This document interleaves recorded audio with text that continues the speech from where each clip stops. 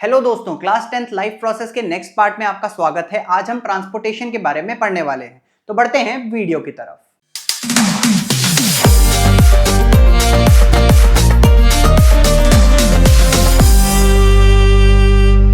आज की वीडियो में दोस्तों सबसे पहले हम ये समझने वाले हैं कि ट्रांसपोर्टेशन होता क्या है।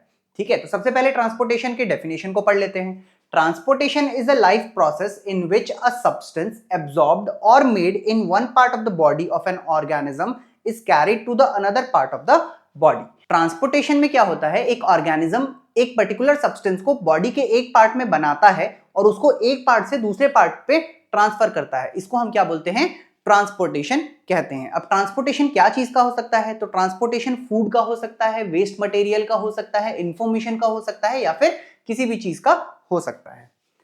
नेक्स्ट अगर अपन देखें तो अगर अपन ह्यूमन बींग्स में देखें कि ट्रांसपोर्टेशन किस तरीके से होता है, तो ह्यूमन बींग्स में यूजुअली ट्रांसपोर्टेशन दो अलग अलग सिस्टम्स के थ्रू होता है। सबसे पहला जो सिस्टम है उसको हम बोलते हैं ब्लड वेस्कुलर सिस्टम, और जो दूसरा सिस्टम है उसको हम बोलते हैं लिम्फेटिक सिस्टम। तो आगे आने वाले वीडियो में अभी हम एक एक करके दोनों सिस्टम्स को डेप्थ में पढ़ने वाले हैं। अगर अपन एक ब्लड वस्कुलर सिस्टम की बात करें तो एक ब्लड वस्कुलर सिस्टम दो चीजों से मिलकर के बनता है। सबसे पहला जो बनता है दैट इज हार्ट से बनता है, और दूसरा जो है वो उसके अंदर ब्लड वेसल्स हैं। तो ये जो हार्ट है और जो ब्लड वेसल है, ये दोनों मिलकर के क्या बनाते हैं, ब्लड वस्कुलर सिस्टम को बनाते हैं। इसमें जो सबसे पहला ऑर्गन है जो कि हार्ट है, उसका काम क्या होता है, ये हार्ट जो है ये रिसीव करता है और पंप करता है। क्या चीज को रिसीव करता है और पंप करता है, तो वो ब्लड को रिसीव करता है और पंप करता है। ठीक है, तो बेसिकली हमारे शरीर में एक ऐसा ऑर्गन है जो ब्लड को रिसीव करता है और ब्लड को पंप करता है। अब ये ब्लड को रिसीव किससे करेगा, तो एक इनलेट पाइप होगी जिसके थ्रू ये ब्लड को रिसीव कर रहा होगा, और ये ब्लड को डिस्ट्रीब्यूट किससे करेगा, तो उसके लिए भी कुछ आउटलेट पाइप्स होंगी। तो ये जो पाइप्स हैं दोस्तों, इसको हम बोलते हैं ब्लड वेसल्स। तो वो ब्लड वेसल्स ऐसी ट्यूब्स होती हैं जिनके थ्रू जो ब्लड है वो पूरे शरीर में फ्लो करता है। नेक्स्ट अगर अपन देखें तो ये ब्लड क्या होता है, तो ब्लड एक रेड कलर का लिक्विड है। ठीक है, और ये जो ब्लड है यही हमारे पूरे शरीर में फूड वेस्ट या सारी चीजों को एक जगह से दूसरे जगह तक ले जाने का काम कौन कर रहा है, वो ब्लड कर रहा है। ठीक है, अगर अपन ब्लड की बात करें तो ब्लड रेड क्यों है, तो ब्लड रेड इसलिए है क्योंकि उसके अंदर एक पिगमेंट पाया जाता है, और उस पिगमेंट को हम क्या बोलते हैं, हीमोग्लोबिन बोलते हैं। वैसे अगर अपन दोस्तों देखें तो एक जो ब्लड है वो चार चीजों से कंसिस्ट करता है। जो सबसे पहली चीज है उसको हम बोलते हैं प्लाज्मा। ठीक है, दूसरी जो पार्ट है ब्लड का उसको हम बोलते हैं रेड ब्लड सेल, तीसरे पार्ट को हम बोलते हैं व्हाइट ब्लड सेल, और चौथे पार्ट को हम बोलते हैं प्लेटलेट्स। अब हम एक एक करके समझने वाले हैं कि ये सब क्या क्या होते हैं।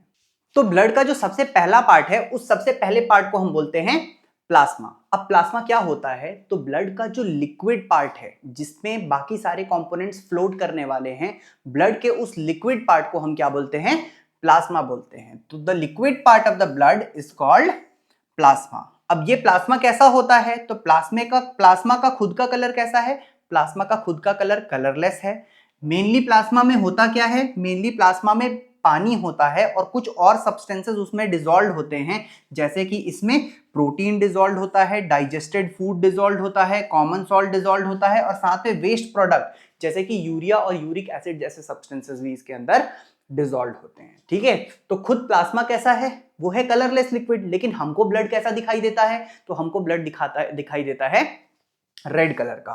ठीक है, अब जो बाकी तीन थे, कौन कौन से बाकी तीन, red blood cell, white blood cell और प्लेटलेट्स जो हैं, ये तीनों के तीनों प्लाज्मा में फ्लोट करते हैं, ये प्लाज्मा के अंदर पाए जाते हैं। ठीक, अब इसमें जो दूसरा पार्ट था हमारा, ठीक है, ब्लड का, वो था क्या, रेड ब्लड सेल। अगर अपन रेड ब्लड सेल देखें तो ये ऑक्सीजन कैरियर्स होते हैं, मतलब लंग्स से ऑक्सीजन को सेल तक लेकर के जाने का काम कौन करता है, ब्लड। लेकिन ब्लड का कौन सा कंपोनेंट है जो ये काम करता है, तो रेड ब्लड सेल्स हैं जो ये काम करते हैं। अगर अपन देखें तो ऑक्सीजन को लंग्स से बाकी सेल और बॉडी तक पूरे पहुंचाने का काम कौन करता है, वो करता है रेड ब्लड सेल। तीसरे पार्ट की अगर अपन बात करें तो तीसरा पार्ट जो है वो है white blood cell. White blood cell जो होता है दोस्तों, वो एक तरीके से हमारी बॉडी के सोल्जर्स होते हैं। ठीक है, तो क्या होता है कि जो व्हाइट ब्लड सेल्स हैं they act as a soldiers of our body. ये करते क्या हैं, ये बैक्टीरियाज को किल करते हैं, और जितने भी एक्स्ट्रा जर्म्स हमारी बॉडी में एंटर कर रहे होते हैं वो उनको किल करते हैं। ये क्या करते हैं, ब्लड को प्रोटेक्ट, ठीक है, द ब्लड प्रोटेक्ट्स, जो हमारा खून है वो क्या करता है, हमारा जो खून है वो हमारे ब्लड को जो फॉरेन बॉडीज हैं, ठीक है, जो बैक्टीरियाज हैं, जो जर्म्स हैं, या जो डिसीज कॉजिंग पैथोजेंस हैं, पैथोजेंस क्या होते हैं, पैथोजेंस वो बैक्टीरियाज या वो वायरसेस होते हैं जिसके कारण हमको बीमारी होती है। तो इन सब से बचाने का काम कौन करता है, तो इन सब से बचाने का काम हमारे ब्लड में पाए जाने वाला व्हाइट ब्लड सेल भी करता है, ठीक है। चौथा जो पार्ट था दोस्तों, चौथा पार्ट जो है वो है प्लेटलेट। अब कभी कभी क्या होता है, हमें चोट लग जाती है, तो जब हमें मान लीजिए यहाँ पर एक कट आ गया तो यहाँ से खून निकलने लगता है। अब अगर आप यहाँ पर बैंडेड अप्लाई ना करें और कुछ भी अप्लाई ना करें तो भी आप थोड़ी देरी बाद देखोगे तो देखना यहाँ पर खून जो है वो जम जाता है, ब्लड का फ्लो जो है वो रुक जाता है। तो ये जो ब्लड का फ्लो रुक जाता है ये क्यों रुकता है, तो ये रुकता है किसके कारण, प्लेटलेट के कारण, ठीक है।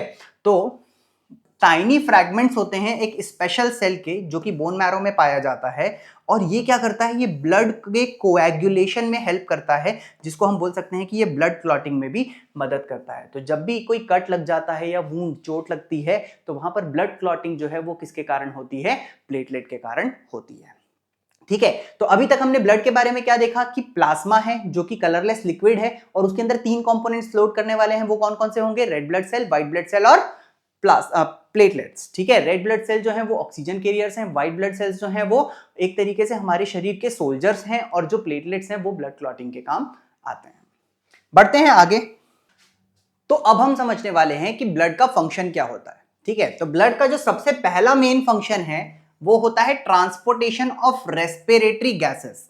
अब रेस्पिरेटरी गैसेस कौन कौन सी हैं, तो हमारे शरीर में 2 मेन रेस्पिरेटरी गैस हैं, कौन सी, ऑक्सीजन और कार्बन डाइऑक्साइड। ऑक्सीजन हम बाहर से ले रहे हैं और उसको सेल तक पहुंचाना है, और सेल में जब रेस्पिरेशन हुई होगी, ठीक है, ग्लूकोज का जब ब्रेकडाउन हुआ होगा और उसमें से एनर्जी रिलीज हुई होगी, तो as a by product carbon dioxide release हुआ होगा, उस कार्बन डाइऑक्साइड को हमें वापस लंग्स तक पहुंचाना है। तो इन दोनों गैसेस का जो ट्रांसपोर्टेशन है, ये काम करने का काम कौन करता है, तो वो काम ब्लड करता है। तो पहला पॉइंट क्या लिख सकते हैं कि blood carries oxygen from the lungs to the tissues, और साथ में it also carries carbon dioxide from tissues to the lungs. Next अगर अपन देखें तो जो वेस्ट प्रोडक्ट है, ठीक है, वेस्ट प्रोडक्ट मतलब जो यूरिया है या यूरिक एसिड है, इसको एक जगह से दूसरे जगह तक सेल से लेकर के पूरी बॉडी के जितनी भी गंदगी है उसको ट्रांसपोर्ट करने का काम जो है वो भी ब्लड का होता है। तो ब्लड जो होता है, ठीक है, वो क्या करता है, वेस्ट प्रोडक्ट्स जैसे कि यूरिया, यूरिक एसिड जैसी जो भी सब्सटेंसेस हैं उनको कैरी करता है और एक्सक्रीटरी ऑर्गन्स तक लेकर के जाता है। ब्लड का जो तीसरा काम है वो है regulation of water content of cells. अब क्या होता है दोस्तों, कभी कभी शरीर के किसी पार्ट को वाटर की जरूरत ज्यादा होती है, या कभी कभी ऐसा होता है कि कहीं पे सरप्लस पानी आ गया जहां पर उतने पानी की जरूरत नहीं है, तो उस पानी को एक जगह से दूसरे जगह तक ट्रांसपोर्ट कराने का काम भी कौन करता है, तो वो काम भी ब्लड करता है। अगर अपन चौथा फंक्शन देखें ब्लड का, तो जो न्यूट्रिएंट्स बने, ठीक है, अगर आपको याद होगा तो हमने डाइजेस्टिव सिस्टम में पढ़ा था कि विलीज के थ्रू जो भी डाइजेस्टेड फूड है वो ब्लड में एसिमिलेट होने के लिए चले जाता है। तो ये चीज कैसे हो रही है, अल्टीमेटली फूड जो है, जो न्यूट्रिएंट्स हैं, जो मिनरल्स हैं जो हमने खाए हैं, वो स्मॉल इंटेस्टाइन से सेल तक पहुंचे कैसे, तो वो पहुंचे किसकी मदद से, वो पहुंचे ब्लड की मदद से। नेक्स्ट अगर अपन देखें तो ब्लड वेसल्स की अगर अपन बात करें तो शरीर में 2 तरीके के ब्लड वेसल्स होते हैं, एक को हम बोलते हैं आर्टरीज और एक को हम बोलते हैं वेन्स, ठीक। वो सारे के सारे ब्लड वेसल्स जो होते हैं ये इलास्टिक होते हैं, इलास्टिक मतलब खिंचावदार, ठीक है। What is elastic, something which is stretchable, जिसको थोड़ा सा स्ट्रेच करके छोड़ोगे तो वापस अपनी जगह पर आ जाएगा, ठीक है, इसको हम क्या बोलते हैं, इलास्टिक, ठीक है। तो इलास्टिक होता है, मस्कुलर ट्यूब्स होती हैं, तो ब्लड वेसल्स क्या हैं, इलास्टिक मस्कुलर ट्यूब्स हैं जो कि किसको कैरी करती हैं, ब्लड को कैरी करती हैं, ठीक। अब these are the 3 kinds of blood vessels in our human body, यहां पर 3 नहीं होगा, 2 काइंड्स होगा, ठीक है। तो 2 काइंड्स ऑफ ब्लड वेसल्स कौन कौन सी होती हैं, एक होती हैं आर्टरीज, एक होती हैं वेन्स। वैसे 3 तरीके की इसलिए लिया गया है, थर्ड वाला कैपिलरीज को काउंट किया है, ठीक है। तो आगे उसके बारे में भी हम पढ़ेंगे। अगर अपन 2 मेन टाइप देखें तो 2 मेन टाइप कौन कौन सी हो गई, वो हो गई आर्टरीज और वेन्स। अब अगर अपन आर्टरीज और वेन्स में देखेंगे तो जो सबसे पहला पॉइंट जो है, आर्टरीज क्या करती है, ऑक्सीजनेटेड ब्लड को लेकर के जाती है एक जगह से दूसरी जगह तक। यहीं पर जो वेन्स है ये क्या करती है, डीऑक्सीजनेटेड ब्लड को लेकर के जाती है। Now what is oxygenated blood and deoxygenated blood, तो ऐसा ब्लड जिसमें ऑक्सीजन की मात्रा बहुत ज्यादा होती है उसको हम बोलते हैं ऑक्सीजनेटेड ब्लड, और ऐसा ब्लड जिसमें ऑक्सीजन नहीं होता है, कार्बन डाइऑक्साइड की मात्रा बहुत ज्यादा होती है, उसको हम बोलते हैं डीऑक्सीजनेटेड ब्लड। तो ऑक्सीजनेटेड ब्लड ले जाने का काम किसका है, आर्टरीज का, और डीऑक्सीजनेटेड ब्लड ले जाने का काम किसका है, वो है वेन्स का। अगर अपन सेकेंड पॉइंट देखें तो आर्टरीज जो है वो हार्ट से शरीर के अलग अलग पार्ट तक ऑक्सीजनेटेड ब्लड को लेकर के जाती है। मतलब शुरू कहां से हो रही है, हार्ट से, और जा कहां रही है, पूरी बॉडी में। जबकि वेन्स जो होती हैं वो पूरे शरीर से डीऑक्सीजनेटेड ब्लड को कहां लेकर के आती हैं, वो पूरे शरीर से डीऑक्सीजनेटेड ब्लड को हार्ट में लेकर के आती हैं। अगर अपन आर्टरीज को देखें तो आर्टरीज जो होती हैं वो थिक वॉल्ड होती हैं। अब वो थिक वॉल्ड क्यों होती हैं, क्योंकि उसमें जो ब्लड जा रहा है वो हार्ट से जा रहा है।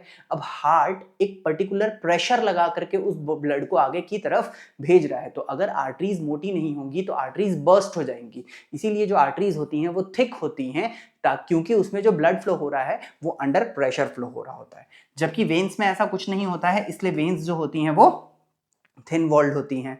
अब जैसा कि मैंने अभी पिछले पॉइंट में ही बताया कि जो ब्लड है वो काफी ज्यादा हाई प्रेशर में आर्टरी से जा रहा होता है, जबकि वेन्स में वो काफी कम प्रेशर से जा रहा होता है। तो these are the 4 main differences between arteries and veins. अक्सर एग्जाम में क्वेश्चन पूछा जाता है what are the various differences between arteries and veins. ठीक, अब यहां पर अभी कुछ ऐसे स्टूडेंट्स होंगे जिनको समझने में दिक्कत हो रही होगी कि ये आर्टरीज वेन्स ये सब कहाँ यूज होंगे, कैसे होंगे।